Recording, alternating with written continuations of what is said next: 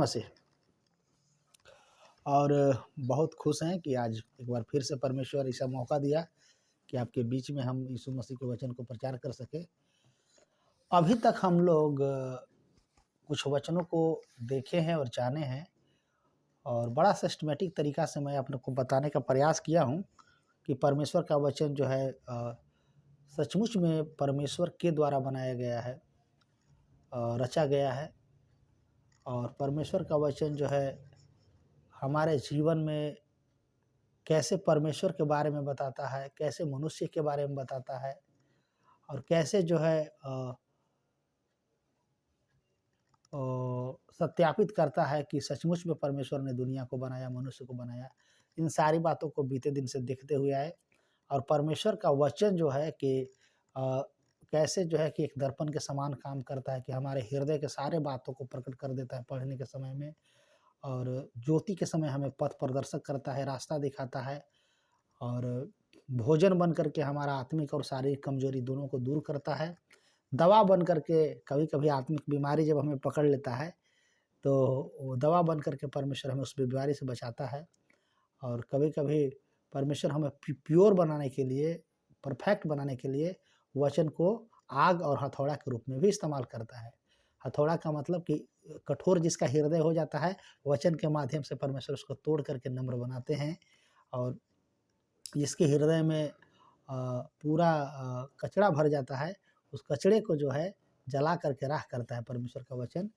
और तलवार कभी कभी परमेश्वर का वचन हमारे लिए बनते हैं कि हम शैतान के जलते हुए तीरों को बुझा सकें, और तरह तरह के जो भी शैतानी आक्रमण है उसके द्वारा हम लोग बच सकें। तो प्रभु पिता का धन्यवाद हो, और हम लोग ये सारी बातों को सीखते और समझते हैं। प्रभु की महिमा हो। हम लोग देखते हुए आए कि वचन इस तरीका का है, लेकिन मैं आज आप लोग को एक और बात का खुलासा आप लोग के बीच में करने के लिए चाहता हूँ कि परमेश्वर पिता का जो वचन है सचमुच में दवा के समान है, सचमुच में जो है ये भोजन के समान है, आग के समान है, हथौड़ा के समान है। हमने उसको पढ़ा भी, देखा भी, लेकिन ये काम कैसे करता है, ये काम कैसे करेगा, ये वचन काम कैसे करेगा, और उस वचन के द्वारा हम आशीषित कैसे हो सकते हैं, वो वचन कैसे हमारे जीवन के लिए ज्योति बन जाए, कैसे हमारे जीवन के लिए हथौड़ा बन जाए, कैसे हमारे जीवन के लिए भोजन और आग बन जाए, कैसे हमारे जीवन के लिए तलवार और ज्योति बन जाए। तो इस बात के ऊपर आज हम फोकस करेंगे, देखेंगे वचन कैसे काम करता है, वचन हमारे ज़िंदगी को कैसे आशीषित करता है। और आपके घर में कितना बढ़िया भी कितना बढ़िया डॉक्टर से दिखवा लीजिए, कहीं पर भी जा कर के आप कितना बढ़िया भी चेकअप करा लीजिए, डॉक्टर कितना बढ़िया भी दवाई रख दे, और अगर आप टाइम से उस दवाई को नहीं खाएंगे, आपकी ज़िंदगी में कोई फायदा नहीं है। तो उसी तरीक़ा से परमेश्वर बहुत सुंदर वचन को हमारे बीच में रख दिया है। अगर उसको सिस्टम से हम पढ़ करके उस पर नहीं चलेंगे, हमको आशीष नहीं मिलेगा।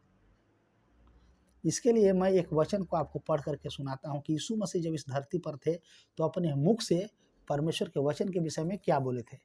तो आप पढ़ सकते हैं मेरे साथ मत्ती रचित सुसमाचार 13वां अध्याय, मत्ती रचित सुसमाचार 13वां अध्याय, और उसका जो है कि हम लोग पढ़ेंगे 1 वचन से लेकर के हम पढ़ रहे हैं 8 वचन तक, उसको ध्यान से सुनिए। उसी दिन यीशु घर से निकलकर झील के किनारे जा बैठा,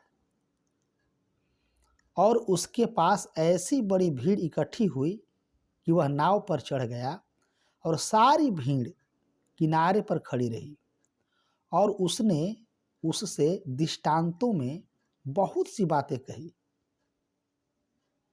एक बीज बोने वाला बीज बोने निकला। बोते समय कुछ बीज मार्ग के किनारे गिरे, और पक्षियों ने आकर उसे चुग लिया।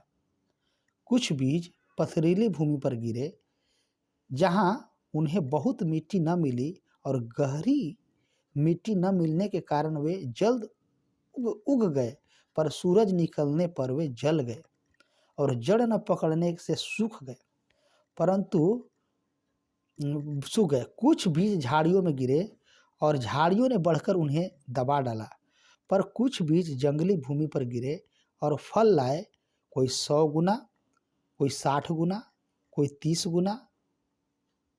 जिसके सुनने के कान हो वह सुन ले। और इसी के साथ साथ हम लोग 18 वचन से लेकर के 23 वचन तक भी पढ़ेंगे 13वां अध्याय का। अब तुम सुनने वालों, अब तुम बोने वाले के दृष्टांत का अर्थ सुनो। जो कोई राज्य का वचन सुनकर नहीं समझता, उसके मन में जो कुछ बोया गया था उसे वह दुष्ट आकर छीन ले जाता है। यह वही है जो मार्ग किनारे बोया गया था। और जो पथरीली भूमि पर बोया गया वह है जो वचन सुनकर तुरंत आनंद से मान लेते हैं, पर अपने में जड़ न रखने के कारण वह थोड़े ही दिन का है, और जब वचन के कारण क्लेश या उपद्रव होता है तो तुरंत ठोकर खाता है। जो झाड़ियों में बोया गया वह यह है जो वचन को सुनता है, पर इस संसार की चिंता और धन का धोखा वचन को दबाता है और फल नहीं लाता। कुछ अच्छी भूमि में बोई गई वह यह है जो वचन को सुनकर समझता है और फल लाता है, कोई 100 गुना, कोई 60 गुना और कोई 30 गुना। यहाँ पे यीशु मसीह एक बहुत सुंदर दृष्टांत को बोलते हैं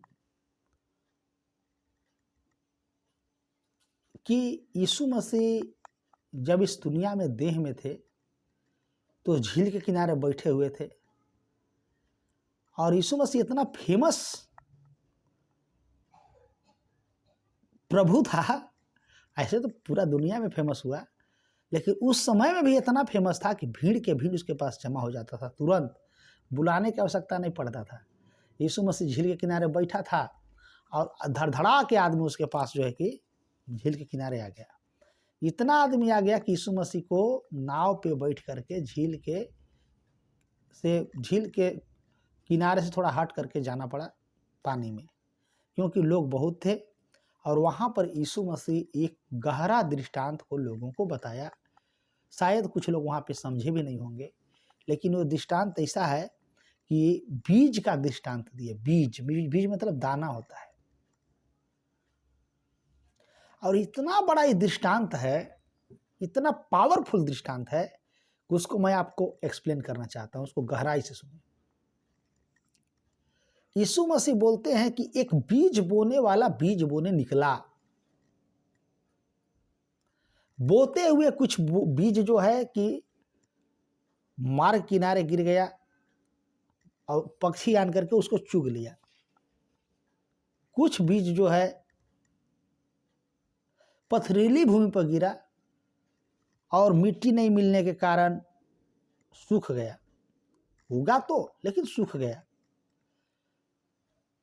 कुछ जो है झाड़ियों में गिरा और झाड़ी में जामा तो बीज, लेकिन झाड़ी इतना बढ़ गया कि बीज को दबा दिया, फल नहीं लाने पाए। फिर 18 वचन से लेकर के आगे हम लोग जब पढ़ते हैं तो उसका आंसर भी समझाते हैं यीशु मसीह, क्योंकि चेला लोग आंसर को नहीं समझ पाए, उत्तर को नहीं समझ पाए। तो वहां पे यीशु मसीह ये समझाते हैं कि जो कोई राज्य का वचन सुनकर समझता, उनके मन में जो कुछ बोया गया वह दुष्ट आकर छीन लेता है। वह वही है जो मार्ग किनारे बोया गया। अगर कोई भी व्यक्ति को परमेश्वर का वचन सुनाया जा रहा है, सुन तो रहा है, लेकिन सुनला के बाद तुरंत भूला जा रहा है, सुनने के बाद तुरंत भूल जा रहा है, तो समझिए कि से वो फल ही नहीं ला पाएगा। बीज तो बोया, हम लोग भी खेत में जो है धान के दिन में बीज बोते थे, धान का बिहन करते थे। और धान के बिहन जो है कि ऐसा बीज होता है कि उसको मिट्टी के अंदर नहीं डालते हैं लोग, ऊपर ही छींट देते हैं। और बड़ा दुख की बात है कि कुछ चिड़िया लोग आकर उसको फोड़ने लगता था धान के। अब बताइए, जो धान को चिड़िया फोड़ देगा वो जाम पाएगा, कभी भी निकल पाएगा उसमें से? तो वही फोड़ देता था। तो हम लोग क्या करते थे कि बैठ करके उसको हाँकते रहते थे। कितना हाँकिए करके फिर भी हाँकते थे। कुछ बुद्धिमान लोग तो उसमें साड़ी ओड़ी ढक देता था। ये बीज का स्थिति है। कुछ बीज जो है कि पथरीली भूमि, भूमि तो है लेकिन पत्थर से भरा हुआ भूमि है, उसको नमी नहीं मिलने के कारण उगा थोड़ा सा, जामा, लेकिन सूरज पड़ा था जल गया, वो भी बीज नहीं जम पाया। फिर आगे यीशु मसीह समझाते हैं कि ये जो बीज है, जो झाड़ी पथरीली भूमि पर है, वो जो है कि से लोग ग्रहण तो करता है, लेकिन जब क्लेश होता है, वचन के कारण समस्या आता है, टोला मोहल्ला के लोग कुछ बोलने लगता है, उस समय आदमी जो है कि पीछे पैर खींच लेता है। ये पथरीली भूमि के बारे में दर्शाया। और एक दर्शाया यहाँ पे क्या, झाड़ी में बोया गया। झाड़ी में बोया गया, वचन तो बोया गया, वचन लोग ग्रहण भी किया, लेकिन संसार के चिंता और धन के धोखा, धन का धोखा और संसार की चिंता कि गांव वाला क्या कहेगा, टोला वाला क्या कहेगा, यीशु मसीह ग्रहण करेंगे तो फिर आगे मेरा भविष्य कहाँ जाएगा, लोग जाति वाला क्या कहेगा, ये सारे कहानी जो है कि वचन को संसार की चिंता और धन का धोखा। यीशु मसीह में जाएंगे तो चोरी नहीं करना है, बदमाशी नहीं करना है, लूटना पाटना नहीं है, तो कैसे करें। तो वो भी व्यक्ति झाड़ी में टेंशन में इतना आ जाता है, इतना इन्हें उन्हें के बाद सोच लेता है कि वचन जो है कि दब के रह जाता है, फल नहीं ला पाता है, लेकिन कुछ अच्छी भूमि में बोई गई। यीशु मसीह कह रहे हैं कि कुछ बीज जो है कि अच्छा भूमि में बोया गया, और कोई 30 गुना, कोई 60 गुना, कोई 100 गुना फल लाया। अब इसका अर्थ मैं अपना भाषा में समझाता हूं। बीज जो है, बीज वो बीज है। दुनिया में किसी भी चीज को जो परमेश्वर बनाया है, किसी भी चीज बीज को ले लीजिए, आम का बीज ले लीजिए, इमली का बीज ले लीजिए, अरहर का बीज ले लीजिए, गेहूं का बीज ले लीजिए, धान का बीज ले लीजिए, टमाटर का बीज ले लीजिए, पपीता का बीज ले लीजिए, कोई भी बीज, बीज बीज होता है। बीज के अंदर पता नहीं चलता है कि क्या है, बीज के अंदर पता ही नहीं चलता है कि बीज के अंदर है क्या, लेकिन बीज जो है कि बड़ा छोटा होता है।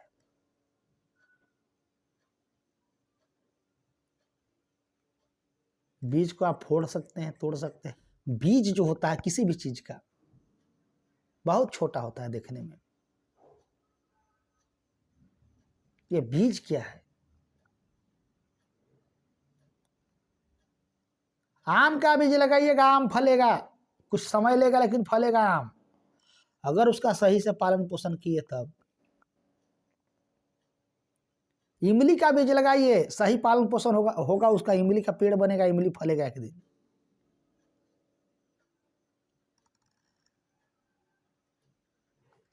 नारियल का बीज लगाइए, नारियल एक दिन फलेगा, पेड़ बनेगा, अच्छा से पालन पोषण कीजिएगा।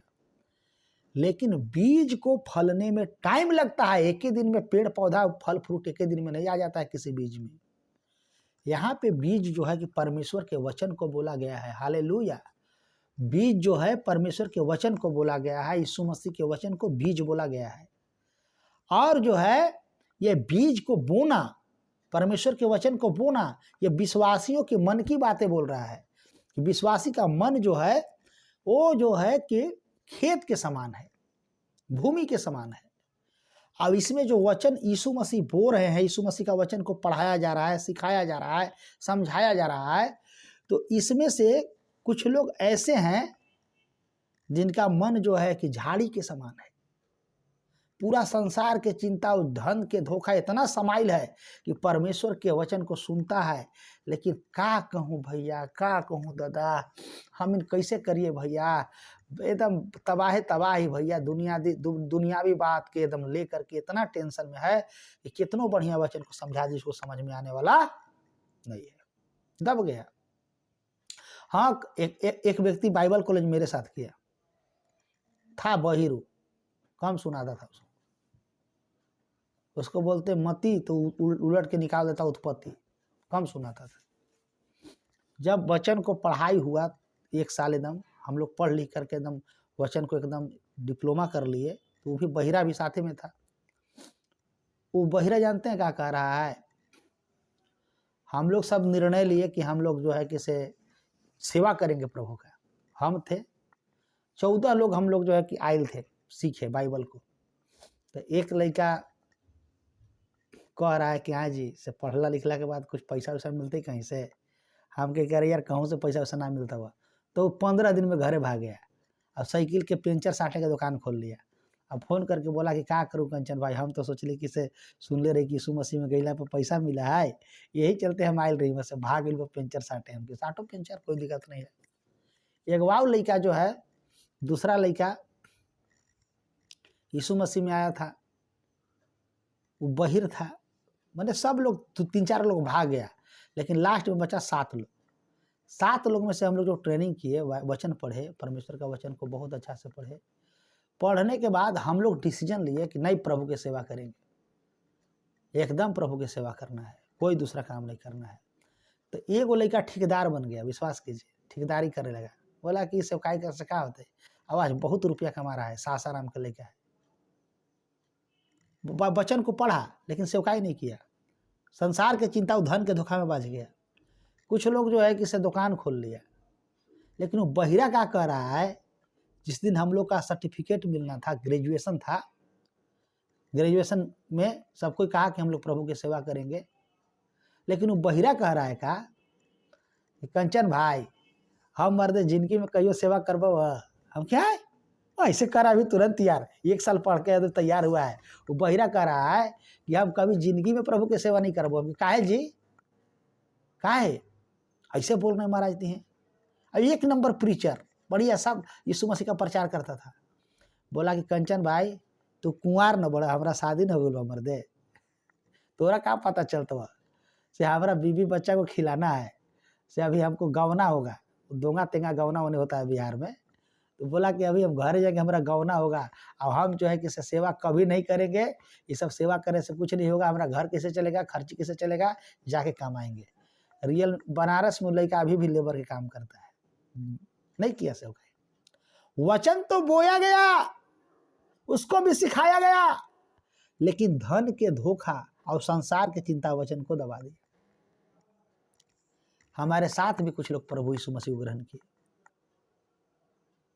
प्रभु की महिमा करने के लिए आगे बढ़े, ताली बजाने लगे, गीत गाने लगे। लेकिन जैसे ही समाज वाला बोला कि हम लोग समाज में से इन लोग को निकाल देंगे और देखते हैं कि इन लोग का शादी ब्याह कहाँ होगा, इन लोग को कोई मड़वा बारात में नहीं पूछेगा, अब इन लोग कैसे करेंगे वैसे करेंगे, तो ढेरे विश्वासी लोग पैर पीछे खींच लिया। आयो भैया ना न मानो प्रभु के, गाँव घर सब थूके लगी है तो कहाँ जाए, से पता तो बा कि यीशु ही प्रभु है, लेकिन हम नहीं मानेंगे। तो बहुत सारे लोग, वचन तो बोया गया लेकिन फलवंत तो बहुत कम होता है। मात्र बता रहे हैं कि से हम अपना बड़ाई नहीं कर रहे हैं, इसको बड़ाई मत समझिए, केवल हम ही सेवकाई में उतरे उस टीम में से, उस लड़का में से। एक वाव लड़का सेवकाई कर रहा है, 2 गो लड़का निकले 14 गो में से। तो वचन के अध्ययन जब आप कर रहे हैं तो अध्ययन करने से आपका आशीष नहीं मिलेगा, याद रखिए। वचन को पढ़ने से आशीष नहीं मिलेगा, वचन को सुनने से भी आशीष नहीं मिलेगा। आप वचन को अपने हृदय में किस रीति से संभाल के रख रहे हैं, उसके अकॉर्डिंग आपको आशीष मिलेगा। इस बात को समझ लीजिए। यीशु मसीह भी समझा दिए कि झाड़ी में गिर गया नहीं फल लाएगा, पथरीली भूमि पर गिर गया फल नहीं लाएगा, मार्ग किनारे गिर गया फल नहीं लाएगा, जो अच्छी भूमि में बोएगा वही फल लाएगा। फल लाने का मतलब क्या, फ्रूट लाना, फल लाना। फल कौन सा फल, तो इस पवित्र शास्त्र में बहुत प्रकार का फल है। पवित्र आत्मा का फल है, प्रभु के सामर्थ्य का फल है, भविष्यवाणी का फल है, भूत भगाने का फल है, सुसमाचार करने का फल है, अपने परिवार में आशीष शांति लाने का फल है, बहुत सारा फल है। प्रभु यीशु मसीह में ऐसी थोड़ी है। सामर्थ्य का फल है, शक्ति का फल है, एकदम फल से भरा हुआ है। कितना फल के नाम धरे भाई, परमेश्वर के वचन में बहुत फल है, लेकिन फल को लोग पकने दे तब ना। वचन को, बीज को अपने मन में बसा के रखे तब ना। आज वचन बोया गया, काल का प्रचार किया गया था।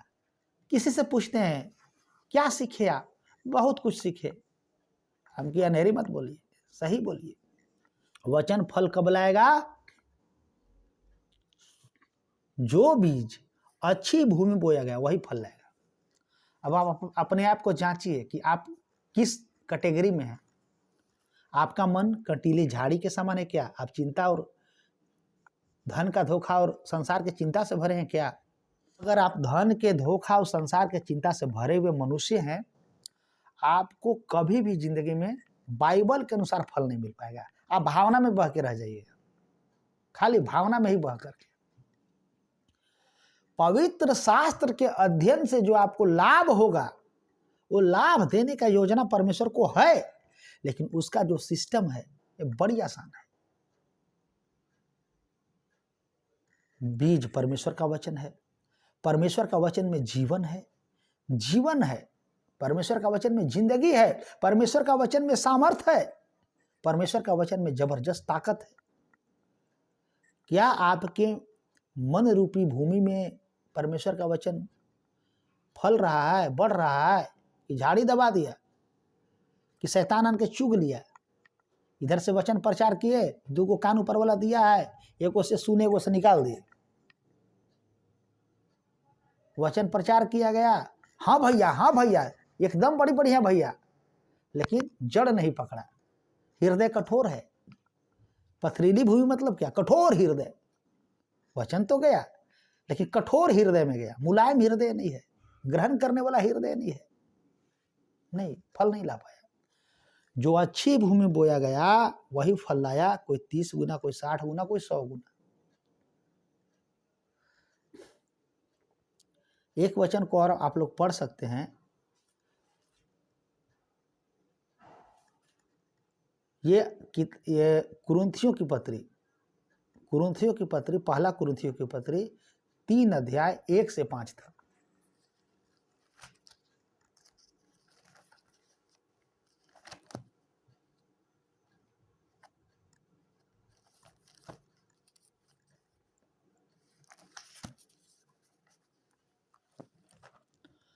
पहला कुरिन्थियों की पत्री 3 अध्याय 1 से 5 तक मैं पढ़ के सुना रहा हूं। हे भाइयों, मैं तुमसे इस रीति बातें न की जैसा आत्मिक लोगों से, परंतु जैसा शारीरिक लोगों से।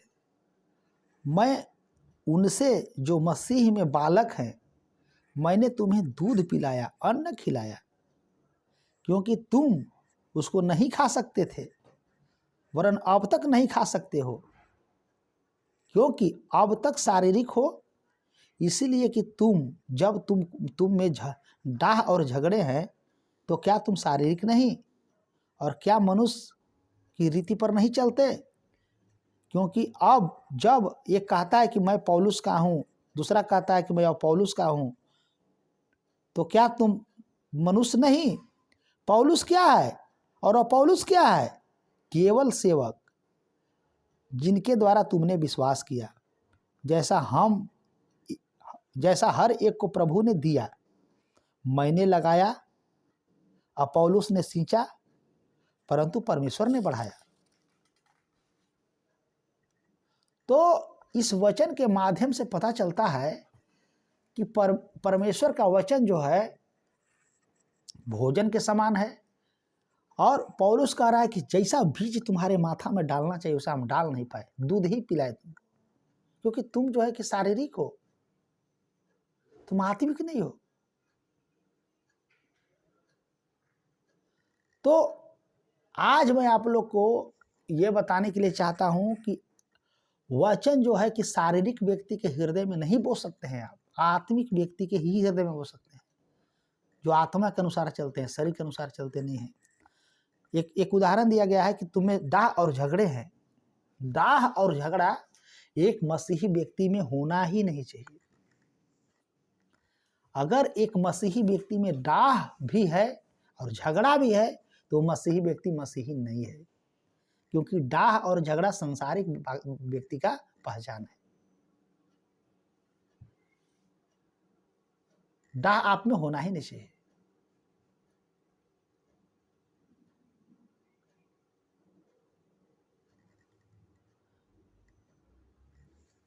एक बहुत अच्छा आदमी थे, उनका विद्वान आदमी थे, उनको किसी व्यक्ति ने गाली दे दिया।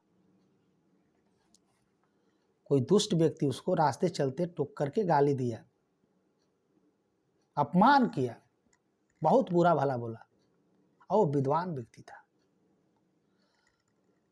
मैं आपको बता रहा हूं कि वो थोड़ा सा भी जो है उलट के उसका जवाब नहीं दिया, थोड़ा सा भी जवाब नहीं दिया। अगला व्यक्ति बोला कि अरे यार हम तुमको गाली दे रहे हैं, तुमको सुनाई नहीं दे रहा है?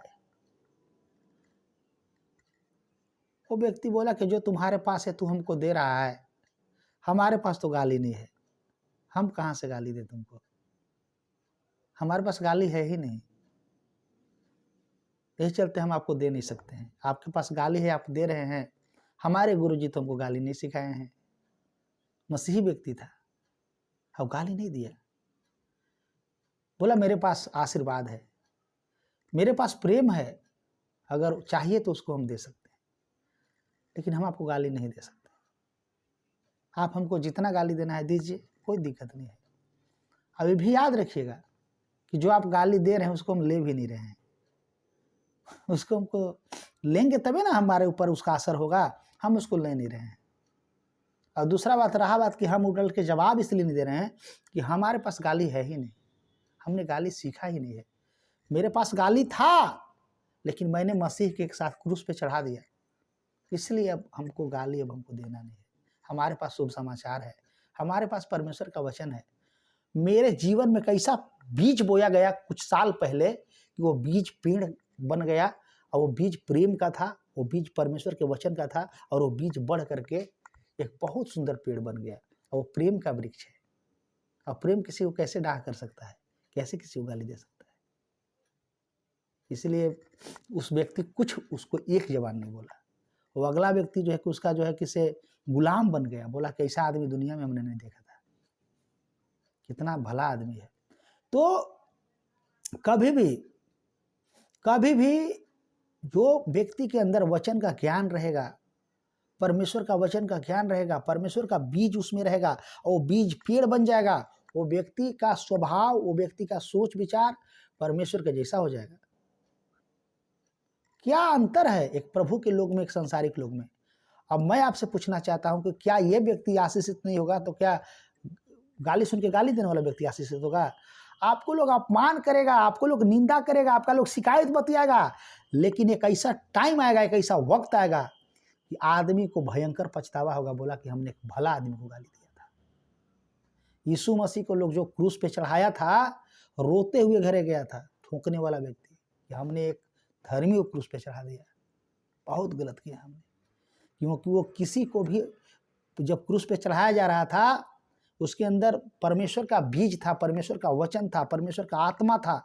वो इतना ही बोला कि हे पिता, इन्हें क्षमा करना, क्योंकि ये नहीं जानते कि क्या कर रहे हैं। ये कौन ऐसा निकाल रहा है अंदर से? क्योंकि यीशु मसीह जो है ना, एक पका हुआ गुरु था, उसको पता था ये जो कर रहे हैं अपने पिता की इच्छा पूरा कर रहे हैं, और मैं जो कर रहा हूं अपने पिता की इच्छा पूरा कर रहा हूं। तो वचन के द्वारा आशीष पाने के लिए वचन आपके हृदय में कितना जगह पा रहा है, यह बड़ी जरूरी है। वचन को सुनने से आशीष नहीं मिलता है, वचन को पढ़ने से भी आशीष नहीं मिलता है।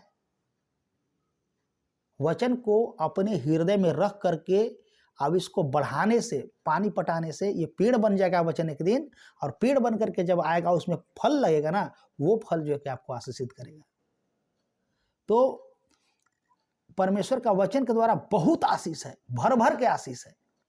इस आशीष के बारे में हम कल के डेट में प्रचार करेंगे, और कल का जो है किसी ऑनलाइन वाले वीडियो जरूर देखें, अगला एपिसोड इसका, कैसे आप परमेश्वर से सच्चा आशीष को प्राप्त कर सकते हैं। आप कभी कभी देखे होंगे कि हम लोग जो प्रभु के दास हैं, किसी के माथे के ऊपर हाथ रखते हैं, पवित्र आत्मा सट से काम करता है, लोग चंगे हो जाते हैं, दुष्ट आत्मा निकल जाती है, और बड़ी खुश हो जाते हैं। क्या कारण है? कहीं न कहीं वो वचन का पेड़, वचन का बीज हृदय में पेड़ बन करके सामने खड़ा हो रहा है।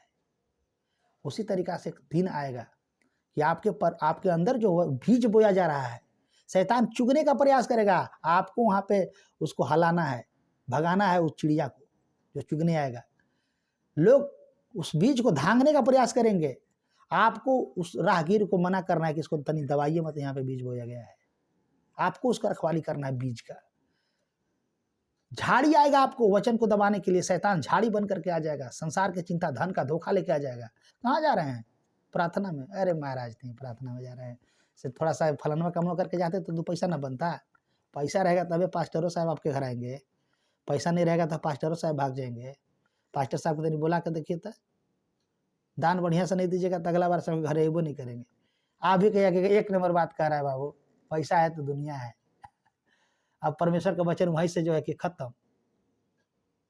पैसा है तो भगवान से भी भेंट होगा, पैसा है तो यीशु मसीह सुनेंगे, ये कोई बात हुआ? ये गलत चीज है। संसार के चिंता, धन के धोखा वचन को दबा दिया, ना प्रार्थना करने दिया, ना आराधना करने दिया, ना वचन को जगह पाने दिया। अब जो वचन बोया गया वही वचन फल लाएगा। अब जांचिए कि आपके मन में कौन सा वचन बोया गया। कुछ भाई लोग को कान में ऐसा बीज जहर बो दिया गया, और जहर जब बोया गया तो जहर का पेड़ निकलेगा, क्रिमिनल बनेगा, वो दूषित करेगा समाज को। भयविचार का बीज बो दिया गया, भयविचार करेगा, लात जूता खाएगा। वचन जो है कि जो हम लोग पढ़ते हैं, जो हम लोग पालन करते हैं, उसी का आशीष मिलेगा आपको। वचन को सुन करके आप भूल जाते हैं तो हो सकता है कि आपको आशीष न मिले, हो सकता है कि परमेश्वर आपसे प्रसन्न न हो।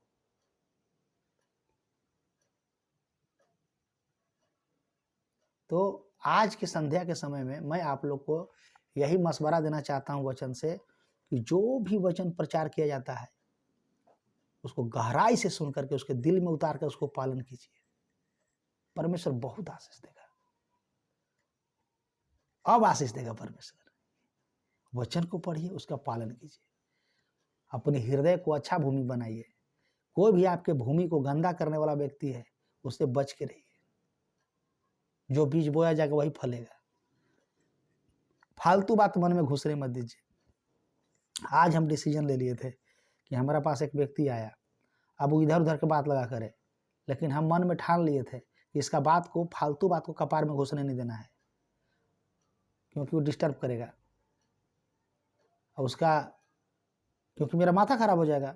बीज है, बीज तो थेथर के बीज लग जाएगा कहीं ना। बीज तो बीज होता है ना। तो अपने कान को गलत बातों से बचाइए, अपने ब्रेन को, दिल दिमाग को गलत चीज़ों से, गलत बीज से बचाइए। ये भी आपका जिम्मेदारी है। अच्छे बीज को बढ़ने दीजिए, गलत बीज को कबाड़ के फेंक दीजिए। नहीं तो गलत बीज जब बढ़ जाएगा तो आपको तबाह कर देगा, क्रिमिनल बना के छोड़ देगा, जेल में जाना पड़ेगा, और वही फिर झुका के मार लाठी। फिर कहिएगा कि हम तो बाइबल पढ़ते थे तो कैसे चल गए। तो भैया बाइबल पढ़ते थे तो आपको क्रिमिनल नहीं ना बनना चाहिए था, अच्छा आदमी बनना चाहिए था। तो नहीं, पास्टर साहब तक कहा था, लेकिन मनवे ना के लिए। सोचो पिटाओ। यही चलते गलत बीज आपको जेल तक पहुंचा देगा, गलत बीज आपको जो है कि बर्बाद करके छोड़ देगा। अच्छा बीज जो है कि आपकी जिंदगी दे देगा। तो परमेश्वर का वचन को बढ़िया से पढ़िए, और आगे हम प्रचार करेंगे कि कैसे परमेश्वर का वचन हृदय में प्रवेश करता है और कैसे आपकी जिंदगी को आशीषित करता है। कल के डेट में बहुत जबरदस्त वचन होने वाला है, और जबरदस्त इसको सुनिए। कैसे कि कल के डेट में जो प्रचार होगा उसका संक्षेपण सुन लीजिए, कि आपका हृदय जिस प्रकार से रहेगा वैसा ही आप आशीष पाइएगा। हृदय पथरीला है, कुछ समय के लिए आशीष। तो कल के डेट में हम लोग हृदय के ऊपर बात करेंगे कि कैसे हृदय वाले लोग आशीष पाएंगे। हृदय का प्रकार हम बताएंगे कल के डेट में। लगभग 5-7 प्रकार का हृदय है। चलाक हृदय, दुष्ट हृदय, घमंडी हृदय। तो ये सारी बातें जो है कि इसे कठोर हृदय और लोभी हृदय, निराशा हृदय, भोग विलास वाला हृदय, ये सारे हृदय के ऊपर हम लोग चर्चा करेंगे। और मैं चाहूँगा कि आपका हृदय फ्रेश हो जाए, और आप जो है कि यीशु मसीह का वचन आपके हृदय में बोया जाए, और आप एक सुंदर आशीष को अपनी ज़िंदगी में देख पाए क्योंकि ज़िंदगी से हृदय से कंकड़ मिट्टी जब हटेगा ना, तो हृदय साफ हो जाएगा। कोई चीज़ खराब नहीं होता है, उसमें से गंदगी निकाल के फेंक देना है। तो आपके मन रूपी खेत को हम कंकड़ निकाल देंगे, फ्रेश कर देंगे यीशु मसीह के नाम से। अब आप ज़बरदस्त आशीष पाइएगा। तो प्रभु आप सबको आशीष करे। जय मसीह। और छोटा-सा प्रार्थना करेंगे, इसके बाद हम लोग थोड़ा बात करेंगे। पिता परमेश्वर, आज जो पिता परमेश्वर वचन के द्वारा जो आशीष है, उसको पाने में क्या रुकावटें हैं और क्या पिता परमेश्वर आप कहना चाहते हैं कि किस तरीका का हृदय आशीषित हृदय होता है। इस बात को आपने समझाया कि जो झाड़ी में बोया गया वो आशीष नहीं पाएगा, जो पथरीली भूमि पर बोया गया वो भी आशीष नहीं पाएगा, फल नहीं लाएगा, और जो मार्ग किनारे गिर गया वो भी आशीष नहीं पाएगा। लेकिन जो अच्छी भूमि पर बोया गया 30 गुना 60 गुना 100 गुना फल लाएगा। इस बात को कहने के लिए, सिखाने के लिए धन्यवाद पिता परमेश्वर। अपने वचन के माध्यम से मैं प्रार्थना करता हूँ कि हमारे भाई बहनों का हृदय प्रभु जी एक सुंदर हृदय बन जाए, नमी वाला हृदय बन जाए। इनके हृदय में जो भी वचन बोया जाए 30 गुना 60 गुना 100 गुना फल लाने पाए। छोटी सी दुआ प्रार्थना यीशु के नाम से मांगते पिता, आमीन। जय मसीह। परमेश्वर के दास के द्वारा टीचिंग्स को सुनने के लिए, अनाउंसमेंट्स और अपडेट्स को जानने के लिए आप हमारे YouTube चैनल को सब्सक्राइब करें और साथ में बेल आइकन को दबाएं, ताकि जब भी कोई नई अपडेट हो तो आप सबसे पहले जान सकें।